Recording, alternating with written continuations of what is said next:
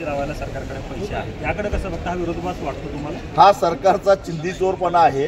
लाडक्या बहिणीला द्यायला पैसे नाहीत, ठिबक सिंचनाचे 3-3 वर्षाचा अनुदान थकीत आहे, विद्यार्थ्यांची शिष्यवृत्ती थकीत आहे, अशा अनेक शासकीय योजनांना कात्री लावलेली आहे.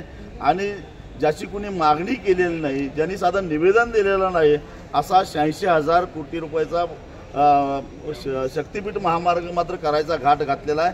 कारण केवळ 28 ते 30,000 कोटीमध्ये रस्ता करायचा आणि वरचे 50,000 कोटी रुपये हाणायचे, हा याच्या पाठीमागचा डाव आहे. न्यायालयाने या सिंधुदुर्गातली जी 12 गावं आहेत जिथून हा मार्ग जातो तो इको सेन्सिटिव्ह झोन करा असं यापूर्वी सांगितलं. न्यायालयाने सांगितलेलं असताना सुद्धा याच परिसरातून मार्ग नेला जातो.